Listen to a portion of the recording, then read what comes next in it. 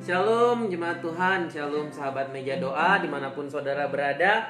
Malam hari ini kita berkumpul lagi untuk berdoa. Kita akan memuji Tuhan, kita akan menaikkan doa-doa kita akan mendengarkan firman Tuhan.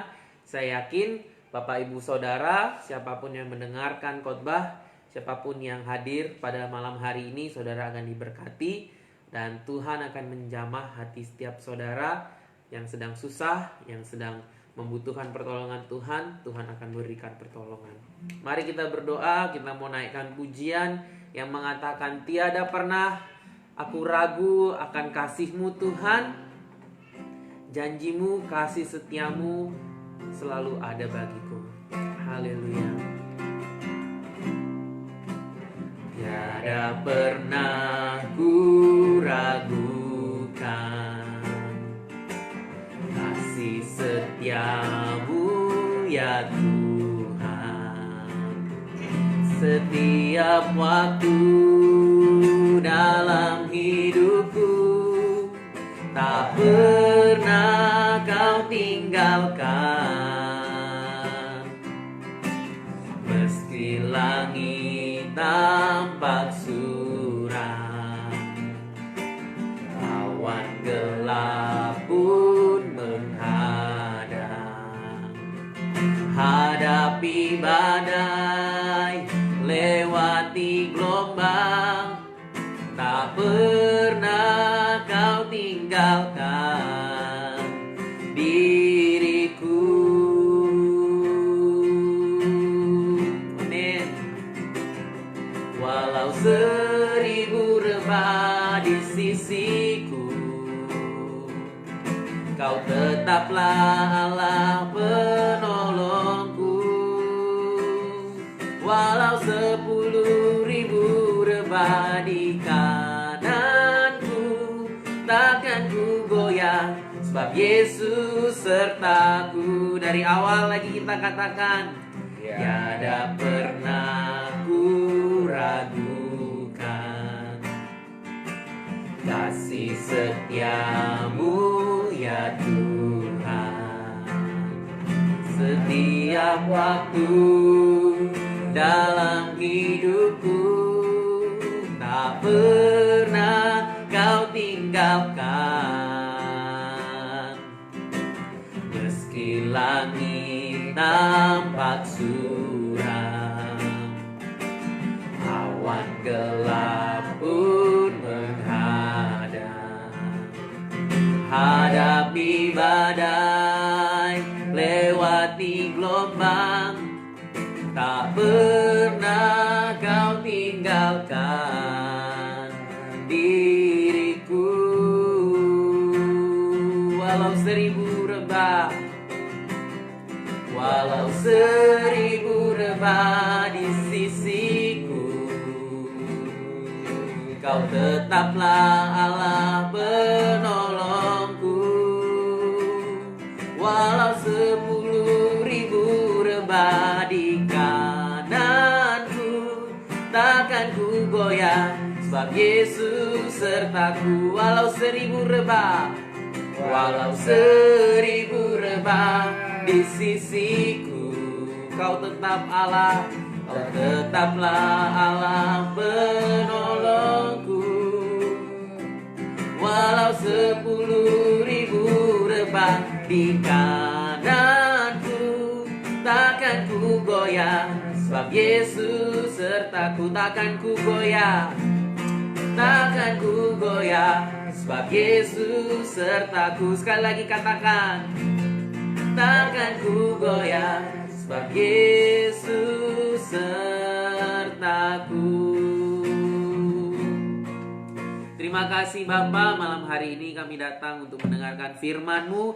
Berkati kami supaya apa yang keluar dari mulut hamba-Mu itu menjadi penyegaran rohani bagi setiap kami, menguatkan hati setiap kami yang kami sedang dalam kesusahan, kami dalam musibah. Engkau kuatkan menjadi pribadi yang baru untuk dapat menghadapi hari-hari yang baru, hari depan kami Tuhan, yang Kau berikan pengharapan. Terima kasih Bapa, berkati firman Tuhan malam hari ini di dalam nama Tuhan Yesus Kristus. Haleluya. Amin. Mari yang siap untuk mendengarkan firman Tuhan, Kasih jempolnya, kasih like-nya, kita akan dengar firman Tuhan dari Pastor Salmon Girsang. Silahkan. Yeay. Oke, selamat malam sahabat Meja Doa. Kita bertemu lagi dalam acara kita berdoa buat negara dan bangsa dan juga berdoa buat saudara-saudara.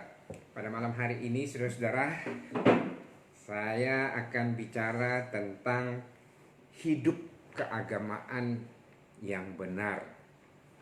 Begini kata Tuhan Yesus di dalam Injil Matius pasal 5 ayat yang ke-20. Ini adalah perkataan Tuhan Yesus.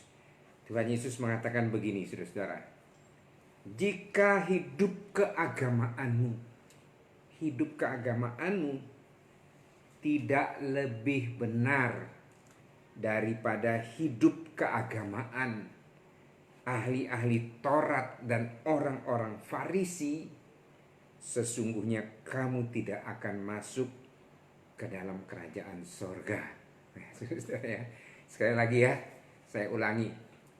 Jika hidup keagamaanmu, jadi bagaimana kita menjalankan agama kita setiap hari, itu maksudnya yang Tuhan Yesus katakan. Jika hidup keagamaan, lalu kemudian Tuhan Yesus mengatakan tidak lebih benar. Perhatikan ini saudara-saudara, bukan tidak lebih baik. Karena kalau baik itu ya tergantung. Orang bilang baik, belum tentu orang yang lain mengatakan itu baik. Tapi Tuhan Yesus mengatakan tidak lebih benar. Artinya benar. Kalau benar, berbicara tentang kebenaran, maka kebenaran itu absolut. Di mana-mana dia benar. Di Indonesia dia benar. Di Wuhan, di Cina dia benar. Di Amerika dia benar. Di Eropa juga dia merupakan sebuah kebenaran. Di Timur Tengah, di Afrika juga dia merupakan kebenaran. Itu sebabnya Tuhan Yesus mengatakan, jika hidup keagamaanmu tidak lebih benar daripada hidup keagamaan ahli-ahli Taurat dan orang-orang Farisi. Wah, ini ekstrim sekali saudara-saudara ya. Padahal ahli-ahli Taurat dan orang-orang Farisi itu adalah teolog, orang-orang yang memelihara tradisi agama, yang kalau bisa dibilang mereka itu seperti kanon. Mereka itu seperti yang menentukan ini benar, ini salah, ini benar, ini salah. Orang-orang yang disegani, orang-orang yang dihormati, orang-orang yang dianggap ahli dalam agama. Tapi Tuhan Yesus bilang, jika kehidupan agamamu tidak lebih benar daripada kehidupan agama ahli Taurat dan orang-orang Farisi, kamu tidak akan masuk surga. Nah saudara-saudara, kalau Tuhan Yesus mengatakan kehidupan keagamaan kita tidak lebih benar daripada ahli Taurat dan orang Farisi, itu tidak berarti bahwa kita harus menjadi lebih pintar dari ahli-ahli Taurat dan orang Farisi yang hafal kitab Taurat, Kejadian, Keluaran, Imamat, Bilangan, Ulangan, hafal semuanya. Dan yang benar-benar mengerti itu firman Tuhan.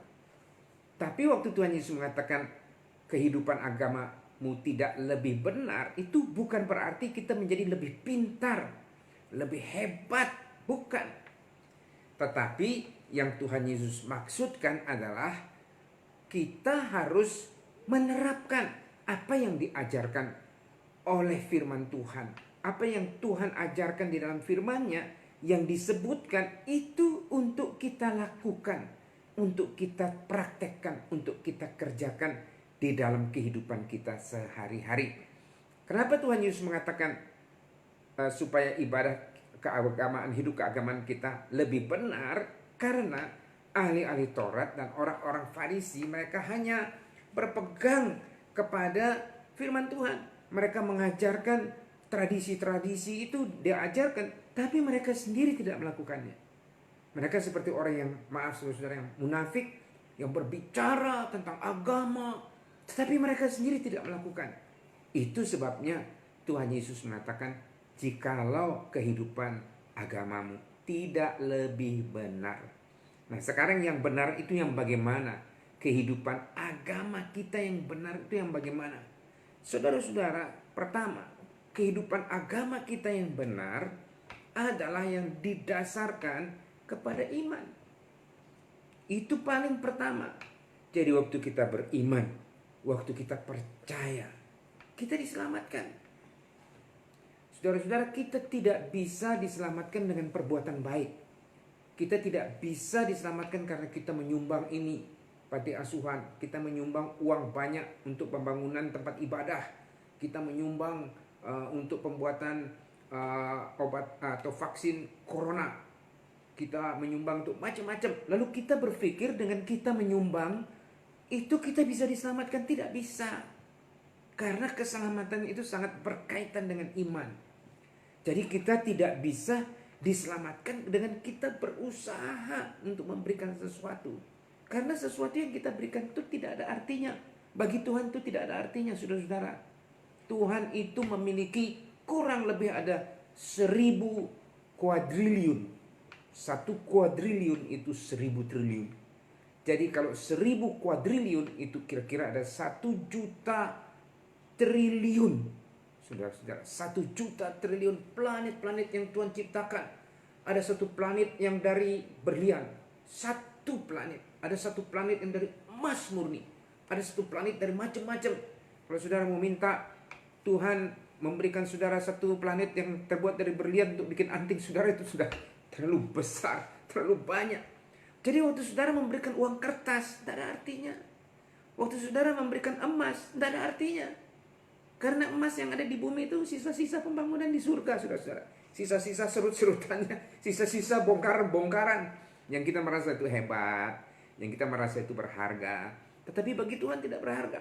Yang paling berharga bagi Tuhan adalah iman kita ketika kita percaya kepada Tuhan. Nah, itulah sebabnya waktu Tuhan Yesus mengatakan kehidupan agamamu lebih benar. Itu artinya bahwa kita harus beriman. Kita beribadah kepada Tuhan dengan iman kita. Nah, saudara-saudara, yang kedua yaitu kita punya kehidupan agama itu setelah didasarkan oleh iman juga didasarkan kepada kasih. Kita harus mengasihi. Nah, ada satu ayat firman Tuhan, saudara-saudara, yang saya akan bacakan kepada saudara-saudara di dalam kitab Injil Matius pasal 22 ayat yang ke-37 sampai ayat yang ke-40. Saya akan bacakan kepada saudara-saudara dengan cepat. Saya akan membacakan ayat firman Tuhan. Ini katanya Tuhan Yesus tentang kasih. Tuhan Yesus mengatakan begini. Jawab Yesus kepadanya, kasihilah Tuhan Allahmu dengan segenap hatimu dan dengan segenap jiwamu dan dengan segenap akal budimu. Itulah hukum yang terutama dan yang pertama. Dan hukum yang kedua yang sama dengan hukum yang pertama, atau dikatakan yang sama dengan itu, ialah kasihilah sesamamu manusia seperti dirimu sendiri. Pada kedua hukum inilah tergantung seluruh hukum Taurat dan kitab para nabi. Seluruh hukum Taurat dan kitab para nabi itu isinya adalah mengenai kasih. Nah, saudara-saudara, kalau kita membaca ayat ini ada 3 yang kita perlu kasihi. Pertama, kita love God. Kita mengasihi Allah kita. Yang kedua, kita love others. Kita harus mengasihi sesama kita. Lalu yang ketiga, love yourself. Kita harus mengasihi diri kita sendiri. Saudara-saudara, kalau kita tidak pernah bisa mengasihi diri kita sendiri, kita tidak senang dengan diri kita, misalnya karena hidung kita pesek, atau karena kita punya alis tipis, atau barangkali karena kita punya bibir tidak bagus, telinga tidak bagus, kurang tinggi, kurang pendek, terlalu gemuk, lalu kita tidak bisa mengasihi diri kita sendiri. Kalau kita tidak bisa mengasihi diri kita sendiri, kita tidak akan bisa mengasihi orang lain. Itu sebabnya hukum Tuhan ini mengatakan love God, love others, love yourself. Nah, saudara-saudara, yang saya akan bahas sekarang di bagian yang terakhir ini adalah mengenai mengasihi sesama. Nah, saya akan membacakan ada satu ayat firman Tuhan kepada saudara-saudara di dalam 1 Yohanes pasal 4 ayat yang ke-20. Bagaimana sih sebetulnya kita mengasihi Tuhan? Dan bagaimana sih kita seharusnya mengasihi sesama? Nah, saya akan membacakan di dalam 1 Yohanes pasal 4 ayat yang ke-20, saudara-saudara. Begini bunyinya firman Tuhan. Jikalau seseorang berkata, Aku mengasihi Allah dan ia membenci saudaranya. Perhatikan ini. Jikalau seseorang berkata, aku mengasihi Allah dan ia membenci saudaranya, maka ia adalah pendusta. Itu katanya firman Tuhan. Karena barang siapa tidak mengasihi saudaranya yang dilihatnya, tidak mungkin mengasihi Allah yang tidak dilihatnya. Jadi saudara-saudara, kalau ada orang yang tidak mengasihi saudaranya yang bisa dilihat, nah mungkin dia akan mengasihi Tuhan. Itu rumusnya Tuhan. Itu ajarannya Tuhan, saudara-saudara ya. Jadi perhatikan ini, bahwa firman Tuhan mengatakan, karena barang siapa tidak mengasihi saudaranya. Siapa saudaranya, saudara-saudara? Ya saudara kita, saudara setanah air. Ya, orang Batak, saudara saya. Orang Padang, saudara saya. Orang Bali, saudara saya. Orang Lombok, itu semeton saya, saudara-saudara. Orang NTB, orang Papua, orang Jawa, orang Jawa Timur, orang Jawa Tengah, orang Kalimantan, orang Sulawesi, semua saudara saya. Dan kalau saudara-saudara membenci saudaramu itu, dan saudara mengatakan saudara mengasihi Allah, itu artinya saudara pendusta. Karena orang kalau tidak mengasihi saudaranya, tidak mungkin bisa mengasihi Tuhan. Nah, itu saudara ya. Sekarang saudara-saudara mulai terkejut. Lalu ini bagaimana nih Pak? Ya sekarang saudara-saudara, kalau saudara ada benci dengan orang, selesaikan. Kalau orangnya misalnya berhutang kepada saudara 200 juta, sudah 10 tahun saudara masih simpan, dan saudara masih marah sama dia. Ngapain saudara marah sama dia? Dia tidak bisa kembalikan juga. Walaupun saudara marah, dia tidak bisa kembalikan. Saudara lapor ke polisi, biayanya bisa-bisa lebih besar daripada 200 juta. Dan orangnya juga belum tentu bisa mengembalikan. Lalu saudara marah terus kepada saudaramu, seorang lain, dan tidak bisa mengampuni orang yang bersalah kepada saudara. Yang rugi saudara. Marah, ya saya kasih tahu. Marah itu tidak pernah merugikan orang lain. Hanya sedikit, tapi paling banyak merugikan diri kita sendiri.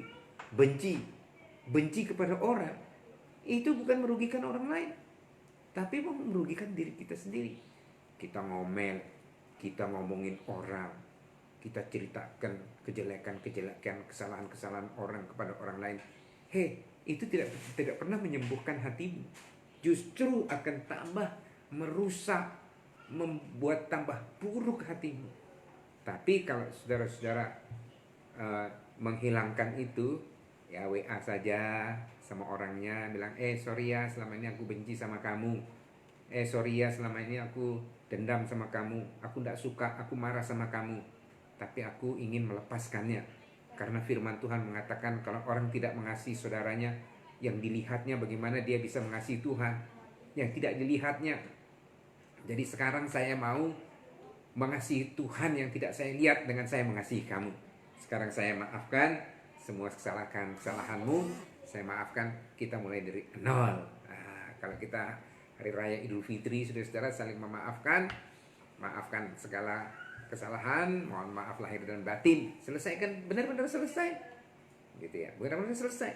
Nah, waktu saudara selesai membersihkan diri saudara dari kemarahan, waktu saudara selesai membersihkan diri saudara dari segala kebencian, maka saudara sudah tidak lagi membenci saudaramu sendiri. Dan Tuhan tidak akan mengatakan kamu pendusta. Karena firman Tuhan mengatakan kalau orang mengatakan dia mengasihi Allah tapi dia membenci saudaranya, kata firman Tuhan ini, dia pendusta. Jadi saudara-saudara, sebetulnya kalau saudara masih membenci sampai sekarang, Tuhan mengatakan kepada saudara pendusta.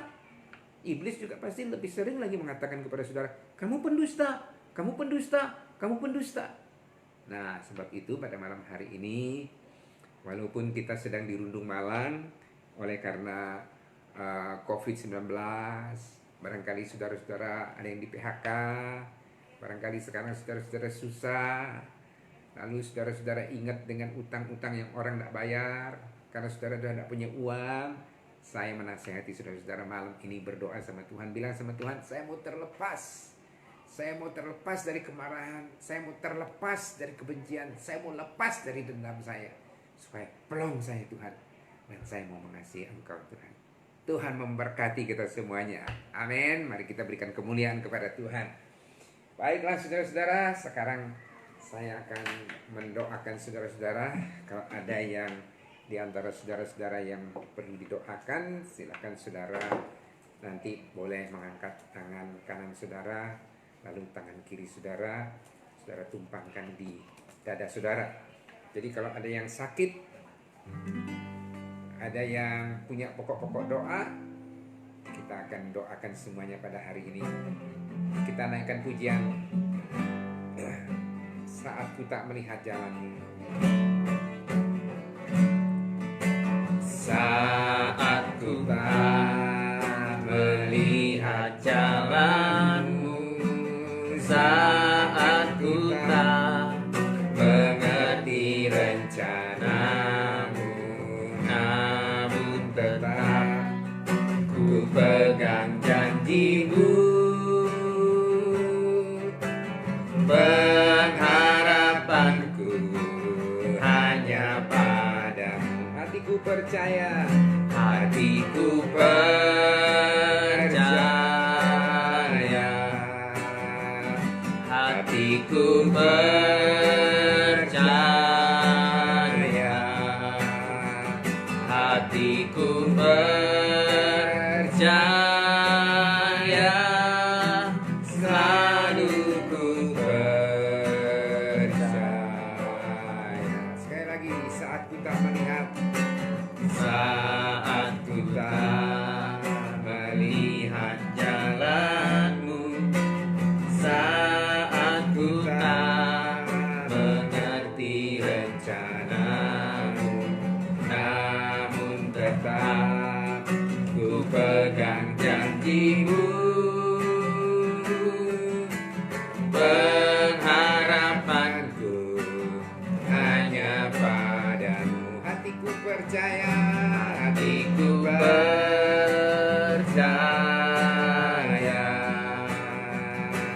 hatiku percaya, hatiku percaya, selalu ku percaya. hatiku percaya, Hatiku percaya, hatiku percaya, hatiku percaya, selalu ku percaya, selalu ku percaya, selalu ku percaya. Ya, mari kita berdoa. Terima kasih Tuhan Yesus, terima kasih Tuhan. Pada malam hari ini saya berdoa buat semua teman-teman sahabat meja doa ini yang menyaksikan acara ini. Pertama-tama Tuhan, kalau ada yang dari rumah sakit, yang mereka menyaksikan acara ini, mereka sakit mungkin karena corona atau mereka sakit yang lain, saya dari tempat ini mendoakan mereka, mereka yang mengangkat tangan, mereka yang menumpangkan tangan di dadanya itu di tempat sakit. Saya berdoa di dalam nama Tuhan Yesus Kristus, kiranya Tuhan jamah dan Tuhan memberikan kesembuhan, berikan kekuatan dan kesehatan kepadanya.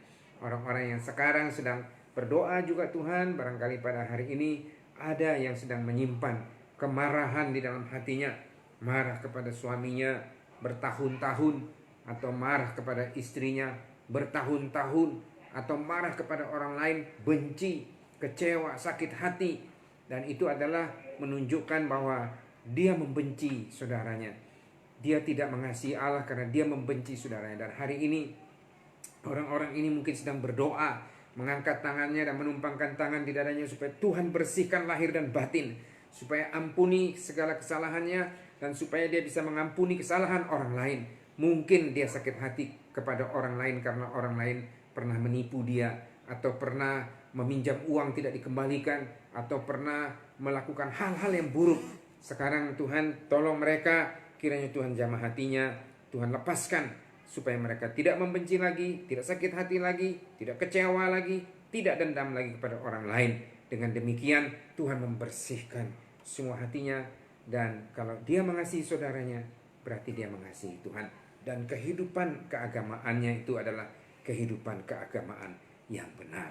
Terima kasih Tuhan, pada malam hari ini juga saya berdoa ada keluarganya Pak Petrus yang sedang ada tes pada hari ini, dan Tuhan menolong supaya mereka, Tuhan memberikan kesembuhan sehingga tesnya adalah negatif, dan Tuhan memberikan pertolongan kepada mereka semua. Terima kasih Tuhan, inilah doa-doa kami. Sekarang kami berdoa buat negara dan bangsa Republik Indonesia, Bapak Presiden, Wakil Presiden, para menteri, pejabat tertinggi sampai terendah di pusat maupun di daerah-daerah. Tim COVID-19 ini juga Tuhan Engkau tolong mereka supaya dapat mengatasi masalah ini dengan baik, sehingga seluruh bangsa dan rakyat Indonesia ini bisa hidup dengan sehat, damai sejahtera, diberkati oleh Tuhan.